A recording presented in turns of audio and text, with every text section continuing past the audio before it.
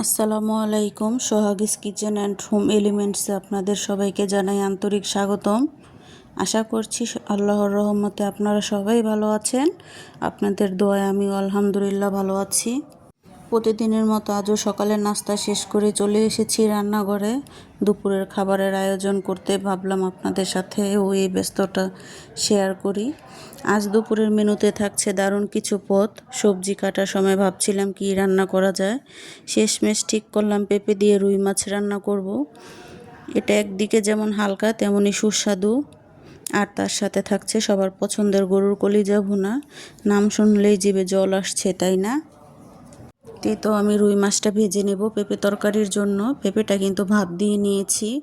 পেঁপেটা রান্না করার আগে ভাপ দিয়ে রান্না করলে যে পেঁপের আলাদা যে একটা কষ থাকে এটা চলে যায়। তো মাছটা আমি ভেজে নিচ্ছি। মশলাটা পাশের চুলায় কষিয়ে নিয়েছি। পেঁপেটা দিয়ে দেব। এক পাশে মাছ ভাজি হচ্ছে আর এক পাশে তরকারিটার জন্য মশলা কষিয়ে নিয়েছি। তো এখন পেঁপেটা দিয়ে দিয়েছি। পেঁপেটা ভালো করে কষিয়ে তারপর আমি জল অ্যাড করব, আর জলটা আমি গরম পানি দেব। এই যে মাছটা এক পাশ হয়ে গিয়েছে আর এক পাশ উল্টে দিচ্ছি। কে এভাবে পেঁপে দিয়ে তরকারি রান্না করেন? আমার কাছে কিন্তু পেঁপে তরকারিটা ভালো লাগে। আর পেঁপে কিন্তু আমি ভাজিও করি। এই তো গরম পানি দিয়ে দিয়েছি, মাছটা হয়ে গিয়েছে তরকারিতে ঝোল দেওয়ার জন্য। তো ঝোল অ্যাড করে দিয়েছি, ঝোলটা বলক আসবে তারপরে মাছটা দেব। ভাতটাও হয়ে গিয়েছে, ভাতটা এখন মার গেলে নিব। তো তরকারিটা মাছ অ্যাড করে দেব যেহেতু বলক চলে এসেছে। তারপর আমি গরুর কলিজাটা ভুনা করব। এক এক করে সব প্রস্তুতি নিচ্ছিলাম আর রান্নাগুলো চুলায় বসিয়ে দিচ্ছিলাম। তো পেঁপে তরকারিটা এক পাশে হবে আর আমি গরুর কলিজার জন্য মশলাটা কষিয়ে নেব। কলিজাটা আমি হালকা ভাপ দিয়ে নিয়েছি যেন ভিতরে যে রক্তের একটা থাকে এটা যেন চলে যায়। একটা ছোট আলু অ্যাড করেছি কলিজার সাথে। তা যা যা লাগবে পরিমাণ মতো সব মশলা কষিয়ে নিচ্ছি।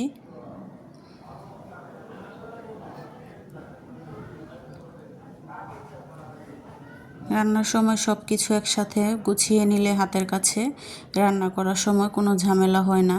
তাই আমি সব কিছু একসাথে কাটাকুটি করে নিয়ে তারপর চুলায় রান্না বসিয়ে দিই, তাহলে আমার রান্না করতে বেশি ঝামেলা হয় না। রান্না করতে বেশি টাইম লাগে না, সব কিছু গুছিয়ে নিতেই টাইম লাগে, ঠিক না? তো মশলাটা কষিয়ে নেওয়া হয়ে গিয়েছে। এখন আমি কলিজাটা অ্যাড করে দেব। সাথে কিন্তু একটা আলু দিয়েছি।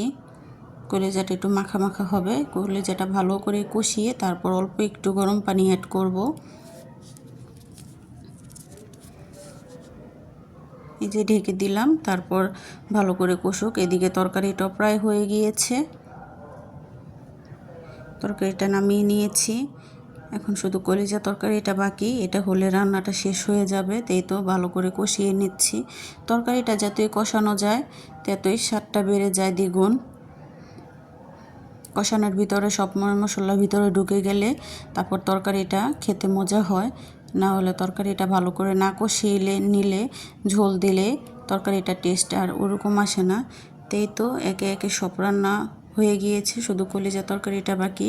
সাথে কিচেনটাও গুছিয়ে নিয়েছি। রান্না করার আগে যেরকম অনেক কিছু গুছিয়ে নিতে হয়, রান্না করার শেষেও আবার অনেক কাজ রান্নাঘরে থাকে, ওগুলো গুছিয়ে নিতে হয়। তো এক এক করে সব কাজ গুছিয়ে নিয়েছি কিচেনের।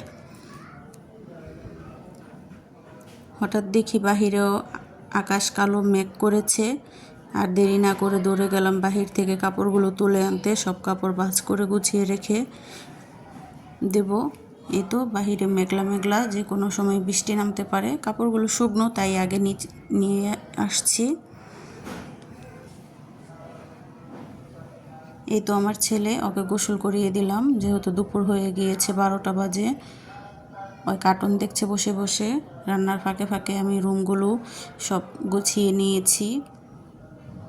রুমের সব কাজগুলো শেষ, বাকি কাজগুলো সেরে ফেলেছি।